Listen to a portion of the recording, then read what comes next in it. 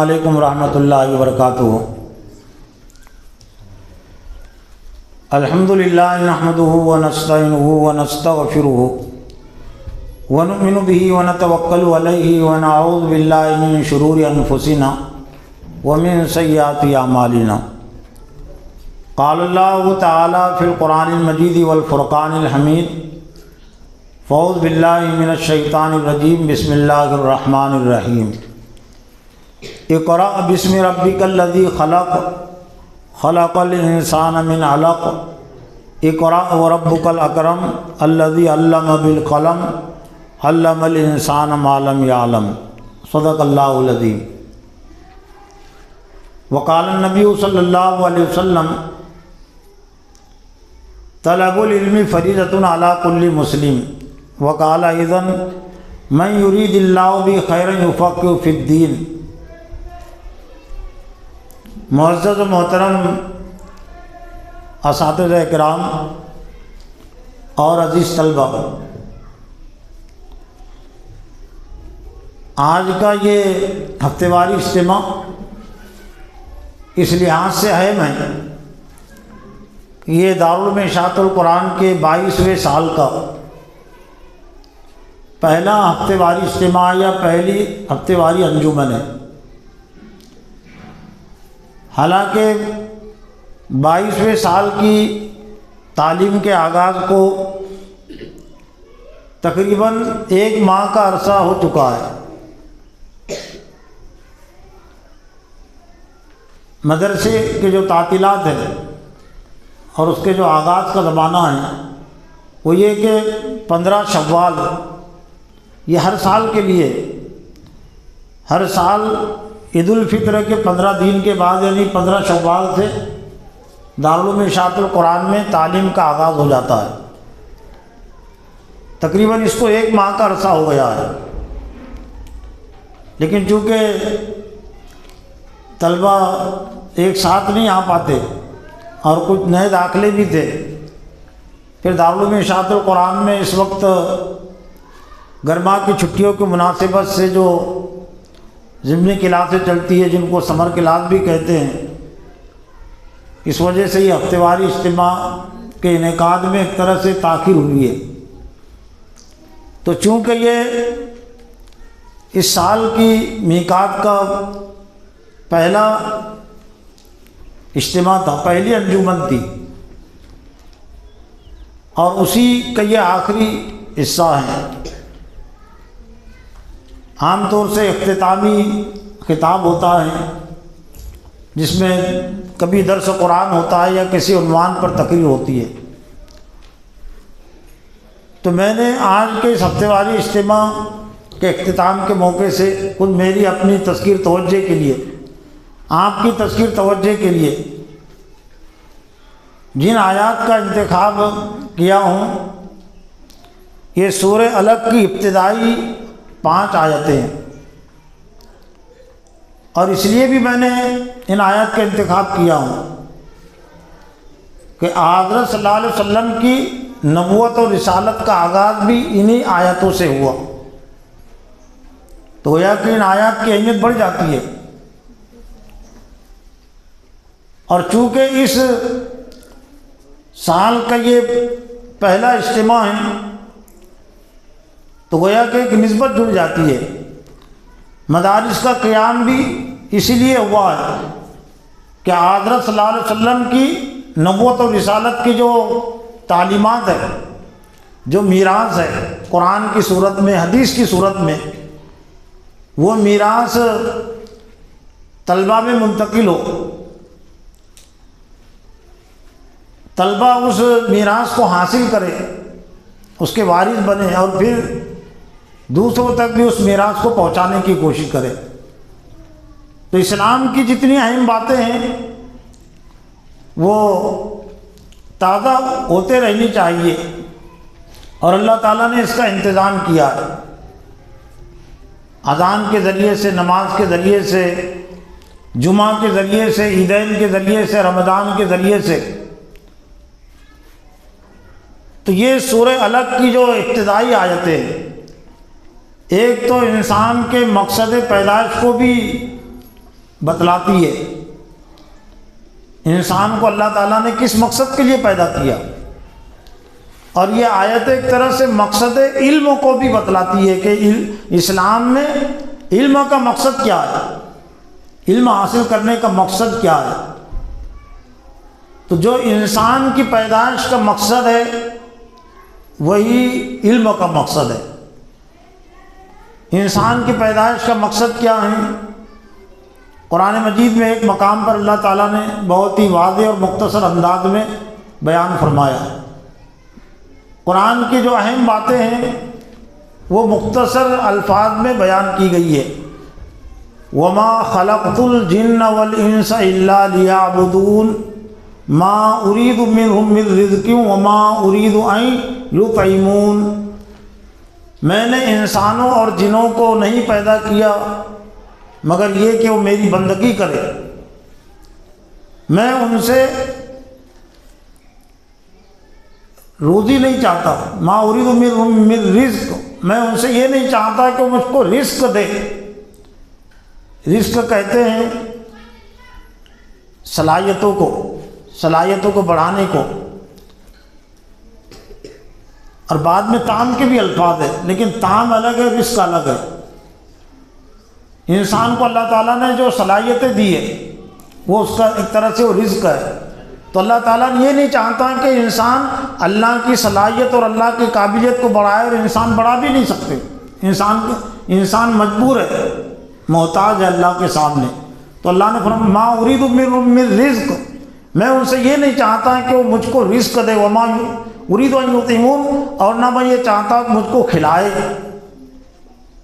جیسے دنیا میں بادشاہوں کو انسانوں کی مدد کی، طاقت اور قوت کی، تائید کی ضرورت پڑتی ہے۔ انسان اگر تائید نہ کرے ان کی حکومت کی، ان کے اقتدار کی، تو ان کی حکومت نہیں چلتی۔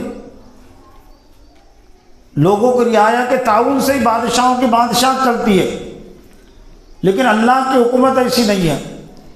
سب کے سب انسان اور جن نافرمان ہو جائے، باغی ہو جائے، سرکش ہو جائے، تو بھی اللہ کی حکومت پر کوئی اثر نہیں پڑتا، اور اسی وقت تک وہ باغی ہوتے جب تک اللہ تعالیٰ ان کو ڈھیل دیتا ہے، مہلت دیتا ہے۔ ورنہ اگر وہ ڈھیل اور مہلت کو ختم کر دے تو کوئی بغاوت نہیں کر سکتا، کوئی سرکشی نہیں کر سکتا۔ تو جو انسان کی پیدائش کا مقصد ہے بندگی رب، وہی علم کے حصول کا مقصد ہے بندگی رب۔ ہم اللہ کی بندگی اور غلامی کریں، لیکن اللہ کی بندگی اور غلامی کیسے کرے اس کو جاننا ضروری ہے۔ تو یہ آیت اسی کو واضح کرتی ہے۔ ایک طرح سے یہ ہم یوں کہہ سکتے ہیں کہ یہ جو سب سے پہلی آیت ہے سورہ یہ نازل ہونے والی قرآن مجید میں سب سے پہلے نازل ہونے والی یہ آیت ہے۔ تو گویا کہ اللہ تعالیٰ نے حضرت صلی اللہ علیہ وسلم کو اور حضرت صلی اللہ علیہ وسلم پر ایمان لانے والوں کو بتلا دیا کہ یہ آیتیں اس اہمیت کی حاصل ہے کہ ہم سب سے پہلے ان آیتوں کو سمجھیں۔ اقرا بسم ربک، پڑھیے اپنے رب کے نام سے۔ پڑھیے یعنی اس میں جاننے کا مفہوم بھی ہے، سمجھیے، پڑھیے، دھیان دیجیے، توجہ کیجیے۔ عربی زبان بہت اہم اور جامع زبان ہے۔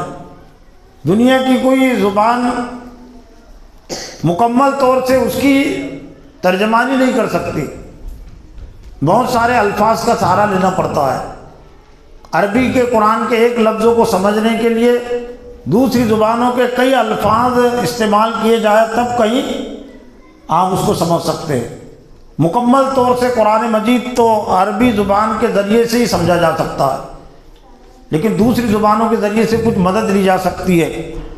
تو اقرا بسم ربک، پڑھیے اپنے رب کے نام سے جس نے پیدا کیا۔ یعنی گویا کہ علم کا جو مقصد ہے اللہ کو ہم رب کی حیثیت سے جانیں، رب کی حیثیت سے جانیں، رب کی حیثیت سے مانیں۔ ماننے کے لیے پہلے جاننا ضروری ہے، عمل کے لیے پہلے علم ضروری ہے۔ تو رب اللہ کی وہ صفت ہے جو تمام صفات کا نچوڑ خلاصہ اپنے اندر لیے ہوئے ہے۔ 99 صفات ہے اللہ تعالیٰ کی یا 99 نام ہے اللہ کے، لیکن اس میں جو اہم نام ہے وہ ہے رب کا نام، لا الہ الا اللہ محمد الرسول اللہ۔ اس میں بھی اللہ تعالیٰ کی ایک اہم صفت ہے کہ اللہ کے علاوہ کوئی معبود نہیں، الہ صرف ایک ہی ہے، لیکن اللہ کو الہ ماننے کے لیے ضروری ہے کہ ہم اس کو رب بھی تسلیم کریں۔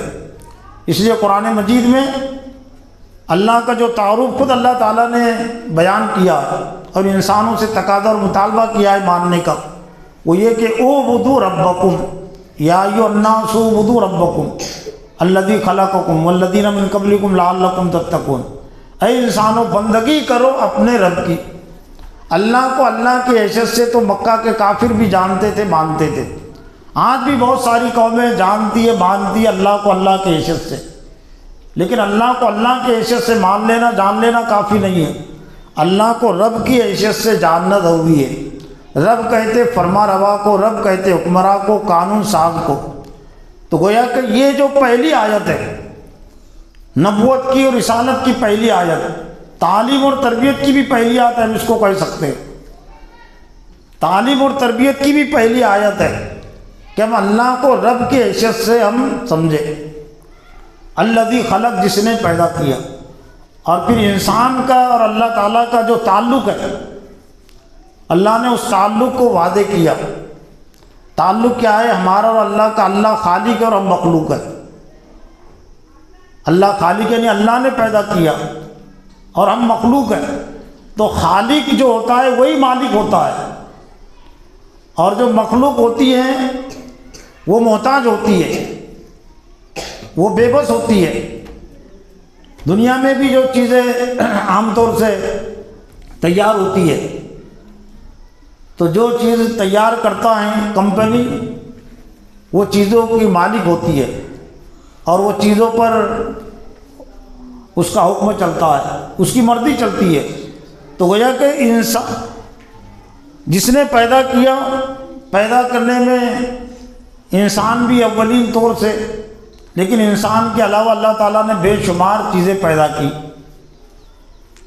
چاند اور سورج ہے، زمین و آسمان ہے، اللہ تعالیٰ نے پیدا کیا۔ تو پڑھیے اپنے رب کے نام سے جس نے پیدا کیا، یعنی گویا کہ اللہ کو رب ماننا ضروری ہے، اور اس کے بعد پھر خالق ماننا بھی ضروری ہے۔ خالق کوئی نہیں ہے، آسمان و زمین کا خالق اللہ ہی ہے۔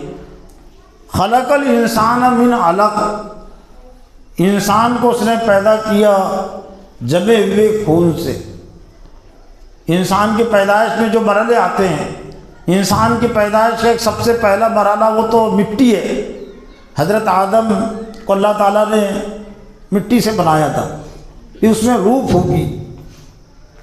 مٹی یعنی جو زمین پر جو مٹی ہو، مٹی تو سمجھتے نا، حالانکہ سونے چاندی سے بھی اللہ بنا سکتا تھا نا، اور بھی دھاتیں مختلف قسمیں دنیا میں اللہ کی پیدا کی ہوئی چیزیں، قیمتی سے قیمتی چیزیں بھی ہیں، ہیرے جواہرات بھی ہیں۔ تو اشرف المخلوقات ہے انسان، مخلوقات میں اشرف ترین، افضل ترین۔ تو انسان کو چونکہ اللہ تعالیٰ نے کچھ اختیار دیا اچھا کرنے کا، برا کرنے کا، سونے چاندی کو اور دیگر جو مخلوقات ہے انسان اور جنوں کے علاوہ جو دیگر جاندار چیزیں ہیں وہ اللہ کی باغی نہیں ہو سکتی۔ چاند و سورج بھی اللہ کے باغی نہیں ہو سکتے، یہ زمین بھی اللہ کی باغی نہیں ہو سکتی، مسلم ہے اللہ کے لیے۔ وَلَهُ أَسْلَمَ مَنْ فِي السَّمَاوَاتِ وَالْأَرْضِ، اسی کے لیے مسلم ہے جو کچھ آسمانوں میں اور جو کچھ زمین میں ہے، یہ جاندار، یہ چرندے پرند، یہ سب کے سب اللہ کے لیے مسلم ہے۔ وہ پیدائشی مسلم ہے اور موت تک مسلم رہتے ہیں، لیکن انسانوں اور جنوں کو چونکہ اللہ تعالیٰ نے ایک امتحان کے لیے پیدا کیا اور جنت اور دوزخ ان کے ساتھ لگائی ہے، اس لیے انسانوں اور جنوں کو اللہ تعالیٰ نے زندگی کے ایک محدود دائرے میں اختیار دیا، محدود دائرہ، بہت وسیع دائرہ نہیں۔ انسان اور جنوں کو بھی جو آزادی حاصل ہے، ایسا نہیں کہ جو چاہے وہ کچھ بھی کر سکتے ہیں، کچھ کر سکتے اتنا جتنا اللہ نے ڈھیل اور مہلت دی ہے۔ ورنہ پیدا کون اپنی مرضی سے ہوتا ہے؟ پیدائش کے سلسلے میں تو سب کے سب مسلم ہیں، محتاج ہیں۔ اللہ کی مرضی کے بغیر کوئی جن پیدا نہیں ہوتا، کوئی انسان پیدا نہیں ہوتا۔ موت کے سلسلے میں بھی سب کے سب مسلم ہیں۔ کافر اپنی مرضی سے مرتا کیا؟ تو اپنی مرضی سے وہ پیدا نہیں ہوا، اپنی مرضی سے مر بھی نہیں سکتا۔ اور اسی طرح سے دنیا میں بھی انسان جو چاہتے ہیں بہت ساری چیزیں اس کے نہیں ہوتی ہے، اللہ کا فیصلہ آڑے آ جاتا ہے، اللہ رکاوٹ ڈال دیتا ہے۔ تو ایک محدود دائرے میں اللہ تعالیٰ نے اختیار دیا ہے۔ تو خلق الانسان من علق، تو اشرف المخلوق، چونکہ انسان کو اللہ تعالیٰ نے کچھ اختیار دیا ہے تو انسان اپنی ابتدائی حالت کو یاد رکھے، فخر میں نہ آئے، تکبر میں نہ آئے۔ اس لیے اللہ نے حقیر چیز سے پیدا کیا ہے۔ مٹی حقیر ہی ہے نا۔ آج بھی دنیا میں مارکیٹ میں جب بھاؤ کم ہو جاتا ہے کسی چیز کا تو لوگ کہتے ہیں مٹی مول، میری فصل مٹی مول بک گئی، میرے آم جو ہے تو مٹی مول بک گئے۔ حالانکہ مٹی بھی کی قیمت ہوتی ہے لیکن دوسری چیزوں کے مقابلے مٹی کی قیمت کم ہے۔ تو انسان اپنے اس مقام اور مرتبے کو دیکھ کر تکبر میں نہ آئے کہ میں بہت اعلیٰ چیز ہوں۔ مٹی ہے، مٹی جس پر انسان چلتے، جانور بھی چلتے، انسانوں کے گھر بھی بنتے۔ تو ایک اپنی ابتدائی حیثیت کو بھی وہ یاد رکھے۔ وہ سونا چاندی نہیں ہے، سونے چاندی سے نہیں بنا، مٹی سے بنا۔ اور دوسری حیثیت اس کی جو ہوتی ہے وہ نطفے کی، وہ بھی حقیر تری نہیں ہے۔ میاں بیوی کے ملاپ سے ایک مادہ خارج ہوتا ہے جس کو منی کہتے ہیں، نطفہ، اور پھر اس سے انسان کی پیدائش اللہ تعالیٰ نے اس کو ذریعے پیدائش قرار دیا۔ تو اب گویا کہ یہ چیز انسان اگر اپنے سامنے، کوئی موقع اس کے لیے نہیں رہتا کہ اپنے آپ کو بڑا سمجھے، اپنے آپ کو بڑی چیز سمجھے۔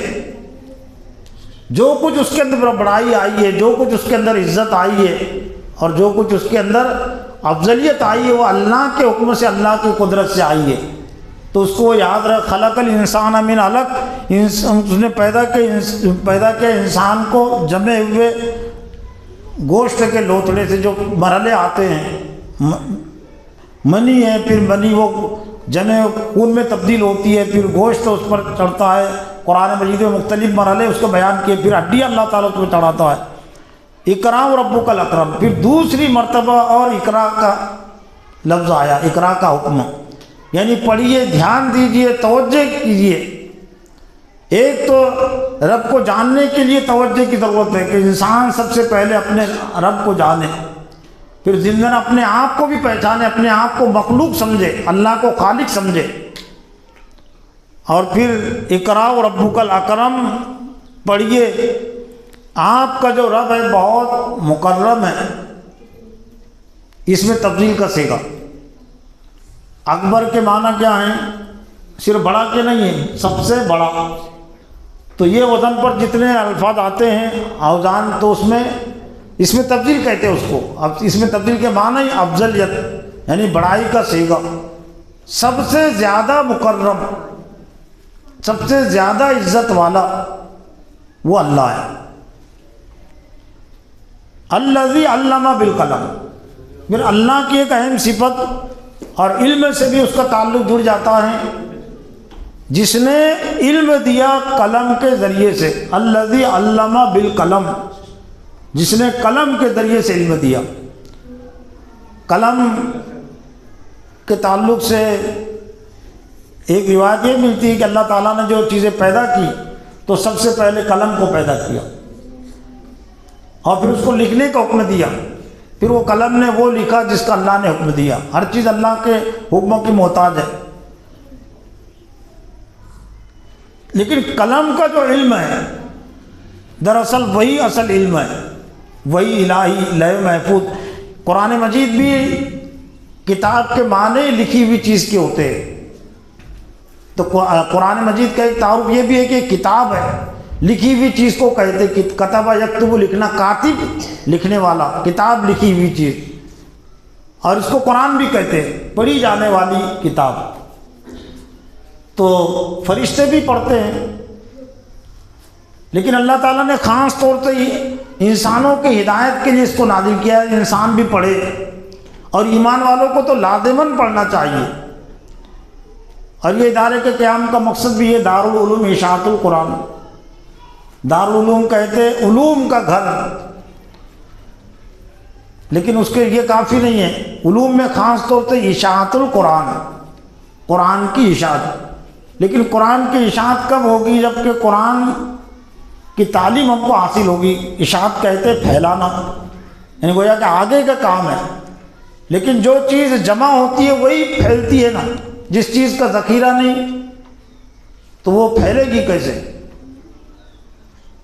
تو دارالعلوم اشاعت القرآن کے پیش نظر یہ ہے کہ یہاں طلبہ آئے، داخل ہو، اور اپنے سینوں میں، اپنے ذہن و دماغ میں قرآن مجید کو وہ جمع کرے، الفاظ کو بھی اور اس کے معنی کو بھی، اور پھر اس کے مطابق عمل بھی کرے، اور لوگوں میں اس کی اشاعت کرے، اس کو پھیلائے۔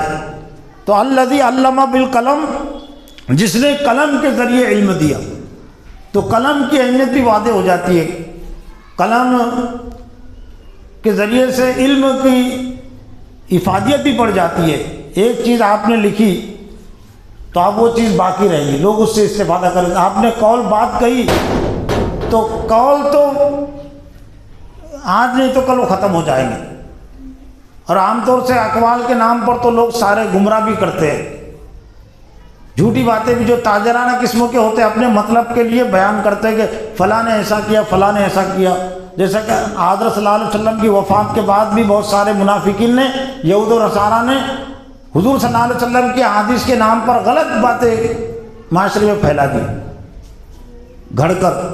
تو پھر محدثین کو زندگیاں لگانی پڑی صحیح باتوں کو غلط بات سے الگ کرنے کے لیے۔ صحیح باتیں بھی تھی لیکن اس میں گڑ گڑ کر دیے تھے، اس لیے اسلام نے قلم کی اہمیت کو واضح کیا، قلم کی حفاظت کا۔ قلم کے ذریعے سے جو بات پھر آتی ہے وہ محفوظ بھی ہو جاتی ہے، لیکن اصل جو قلم کا علم ہے وہ قرآن اور قرآن کا علم ہے، اور حدیث ایک طرح سے اس کی تشریح ہے۔ جو غور و فکر تدبر ہے تو اس کو عقلی علم کہتے ہیں۔ جب تک دنیا میں خلافت تھی، وہ علم کی جو تقسیم تھی، علم منقولات اور علم معقولات۔ منقول علم قلم کا علم اور صرف وہی الہی کا علم ہے، اور باقی جتنے علم ہیں وہ عقلی علوم ہے، ذہن و دماغوں سے وہ نکالے گئے، ایجاد کیے گئے۔ سائنسداں بھی جو بنے وہ اپنے عقل کا استعمال کر کے، موجد جنہوں نے ایجادات کی۔ تو قلم کے علم کے تابع جب تک رہیں گی یہ ایجادات، اور جب تک رہی تو یہ نئی نئی ایجادات کے ذریعے سے انسانوں کو فائدہ پہنچا۔ اصل علم وہ وہی الہی کا علم ہے، اور یہ جو سائنس کا جو علم ہے، ایجادات کا جو علم ہے، اس میں انسان کی کاوشوں کا دخل ہے۔ تو صرف اسلام نے اس میں جو پابند کیا کہ قرآن سے اور حدیث سے ٹکرانے والی کوئی چیز انسان ایجاد نہ کرے، اس کو معاشرے کا حصہ نہ بنائے، اپنی زندگی کا حصہ نہ بنائے۔ جو معین و مددگار بنتی ہے جو چیزیں، جو ایجادات، وہ ایجادات تو بہت مستحسن ہے، پسندیدہ چیزیں بھی ہیں۔ تو جس نے قلم کے ذریعے سے علم دیا، علم الانسان ما لم یعلم، انسان کو اس نے وہ علم دیا جو نہیں جانتا تھا۔ وما اوتیتم من العلم الا قلیلا، قرآن مجید میں اللہ نے فرمایا کہ تم کو جو کچھ علم دیا گیا بہت تھوڑا علم ہے۔ وسیع علم اور حقیقی علم وہ اللہ کو حاصل ہے۔ ہم کو جو کچھ علم دیا گیا، تمام انسانوں کو اللہ نے خطاب کیا، تم کو جو کچھ علم دیا گیا بہت تھوڑا علم ہے۔ تو ایک تو علم حاصل کر کے انسان اپنے علم پر ناز نہ کرے، اپنے علم پر فخر نہ کرے۔ ایک علم کا مقصد یہ بھی ہے کہ علم جو کچھ اس کو حاصل ہو جائے اس پر اللہ کا شکر بجا لائے کہ اللہ نے مجھ کو توفیق عطا کی کہ میں نے کچھ وہی الہی کا علم حاصل کیا۔ ورنہ اگر علم کر کے وہ فخر کرے گا، اپنے آپ کو بڑا سمجھے گا، اپنی بڑائی لوگوں پر جتلائے گا، تو یہ علم اس کے لیے وبال جان بن جائے گا، یہ علم سے اس کو فائدہ نہیں پہنچے گا۔ اس لیے حضرت صلی اللہ علیہ وسلم جن چیزوں کی دعا مانگتے تھے ان میں سے ایک چیز یہ اللہم انی اسألک علما نافعا، اے اللہ تعالیٰ میں تجھ سے نفع دینے والا علم مانگتا ہوں۔ تو اس کا مطلب کیا ہوا کہ نقصان دینے والا علم بھی ہوتا ہے۔ اور جن چیزوں سے آپ پناہ مانگتے تھے، پناہ چاہتے تھے اللہ تعالیٰ کی، ان میں سے ایک چیز یہ بھی اللہم انی اعوذ بک من علم لا ینفع، اے اللہ تعالیٰ میں تیری پناہ چاہتا ہوں، تیرا سہارا ڈھونڈتا ہوں ایسے علم سے جو مجھے نفع نہ دے۔ اور نفع نہیں دینے والا علم کون سا ہے؟ دنیا میں تو بہت سارے علم ہیں جو نفع نہیں پہنچاتے، لیکن قرآن مجید کا بھی علم اگر آپ نے حاصل کیا لیکن عمل نہیں کیا تو یہ علم بھی اس کے لیے غیر نافع ہو گئے۔ تو اس میں یہ تقاضا بھی شامل ہے کہ ہم قرآن مجید کا علم حاصل کریں تو اس پر عمل کریں اور دوسروں تک اس کو پھیلائے، دوسروں تک اس کو پہنچائے۔ تو شروع ہی میں چونکہ دارالعلوم اشاعت القرآن کے بھی ایک طرح سے شروع کا یہ وقت ہے، تو ہر طالب علم بھی اپنے ذہن اور دماغ کے اندر ایک تو علم کے مقصد کو واضح کرے، ذہن میں مستحضر رکھے۔ علم کا مقصد ہے اللہ کی مرضی کو جاننا تاکہ اللہ تعالیٰ کی بندگی بجا لائے، اس کی غلامی اور اس کی فرما برداری ہم کر سکے، لیکن اس کے لیے علم ضروری ہے۔ دوسرے یہ کہ ہم اپنی ابتدائی حیثیت کو نہ بھولیں۔ ہماری جو ابتدائی حیثیت ہے مٹی کی، تو اس مٹی کے وجود کو نہ بھولیں۔ جو کچھ ہمارے اندر افضلیت آئی، جو کچھ مقام و مرتبہ اللہ تعالیٰ ہم کو دیا، تو اللہ کا احسان ہے ہم پر۔ اس کی قدرت کے نتیجے میں، اس کے احسان کے نتیجے میں ہمارے دماغ کے اندر یہ سوچنے کی قوت پیدا ہوئی، آنکھوں کے اندر دیکھنے کی قوت پیدا ہوئی، کانوں کے اندر سننے کی قوت پیدا ہوئی، زبان کے اندر بولنے کی قوت پیدا ہوئی۔ اور اسی لیے معاشرے میں اللہ تعالیٰ نے کچھ معذور افراد بھی رکھے ہیں، ان کا خالق بھی اللہ ہی ہے، تو کیا اللہ نے ان کے ساتھ دشمنی کی کیا ان کی پیدائش کے موقع پر دماغوں کی کمی پڑ گئی تھی کیا؟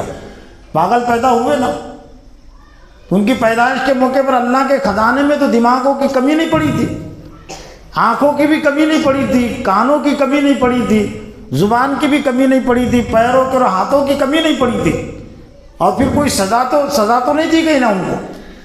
شریعت تو عائد ہوتی ہے بالغ ہونے کے بعد، اور ماں باپ کا اگر قصور ہوگا تو ماں باپ کی سزا کیوں دی جائیں گی ان کی اولاد کو؟ تو ایک مقصد کے تحت اللہ تعالیٰ نے کچھ افراد کو معذور پیدا کیا ہے۔ کیوں معذور پیدا کیا ہے؟ تاکہ انسان ان سے نصیحت و عبرت حاصل کرے۔ دماغ والے پاگلوں کو دیکھ کر اپنے دماغ کی قیمت کو پہچانے، نعمت کی قدر کرے، ورنہ تم بھی پاگل پیدا ہو سکتے تھے۔ اندھوں کو دیکھ کر آنکھ والے اپنے آنکھوں کی قدر و قیمت کو پہچانے، ورنہ اندھے اگر پیدا ہوتے تو کون آنے والا تھا آڑے؟ ماں باپ کے بس میں نہیں تھا نا ہمارے۔ اگر ماں باپ کے بس میں ہوتا تو کسی کے بچے اندھے پیدا ہوتے ہی نہیں، پاگل پیدا ہوتے ہی نہیں، اور اگر پاگل پیدا ہوتے تو فوراً والدین دماغ دے دیتے، فوراً دماغ کے ڈاکٹر اس کو دماغ دے دیتے۔ لیکن جو پیدائشی پاگل ہے زندگی بھر پاگل رہتا ہے، جو پیدائشی نابینا ہے زندگی بھر نابینا اس کو رہنا پڑتا ہے، جو پیدائشی بہرا ہے جس کو سنے نہیں آتا وہ زندگی بھر بہرا رہتا ہے، جو مکہ ہے گونگا ہے پیدائشی وہ زندگی بھر گونگا۔ تو زبان والے مکوں کو دیکھ کر، گونگوں کو دیکھ کر اپنی زبان کی قدر و قیمت پہچانے، سننے والے بہروں کو دیکھ کر اپنے کان کی قدر و قیمت پہچانے، اور ہاتھ والے بغیر ہاتھ کے انسانوں کو دیکھ کر اپنے ہاتھوں کی قدر و قیمت کو پہچانے، پیر والے انسان بغیر پیروں کے انسانوں کو دیکھ کر اپنے پیروں کی قدر و قیمت پہچانے۔ لیکن افسوس ہے کہ یہ سب دیکھنے کے باوجود بہت سارے دماغ والے اپنے دماغ کی قدر نہیں کرتے اور غلط سوچتے ہیں، دماغ سے غلط منصوبے بناتے ہیں، اسلام کے خلاف، اللہ کی بندگی کے خلاف، انسانوں کو نقصان پہنچانے والے منصوبے بناتے ہیں، آنکھوں سے غلط دیکھتے ہیں، کان سے غلط سنتے ہیں، زبان سے غلط بولتے ہیں، ہاتھ اور پیر سے غلط کام لیتے ہیں۔ علم الانسان ما لم یعلم، اللہ تعالیٰ نے انسان کو وہ علم دیا جو وہ نہیں جانتا تھا۔ تو جو کچھ اللہ تعالیٰ نے ہم کو سوچنے سمجھنے کی طاقت اور قوت دی ہے، علم کی طاقت اور علم کچھ ہم کو عطا کیا ہے، تو ایک طرح سے اللہ تعالیٰ کا عطیہ ہے، اور اللہ تعالیٰ جس کے ساتھ بھلائی کا ارادہ کرتا ہے یفقہ فی الدین، اللہ تعالیٰ اس کو دین کی سمجھ بوجھ عطا کرتا ہے۔ تو یہ چند باتیں اس پہلے ہفتے واری اجتماع کے موقع سے میری اپنی تذکیر، آپ کی تذکیر توجہ کے لیے میں نے رکھی۔ اللہ تعالیٰ سے دعا ہے کہ اللہ تعالیٰ مجھے بھی اور آپ کو بھی انسان کی پیدائش کے مقصد کو، علم کے مقصد کو سمجھنے اور اس سے واقف ہونے اور اس سے جڑے رہنے کی ہم کو توفیق عطا فرمائے۔ وآخر دعوانا الحمدللہ رب العالمین۔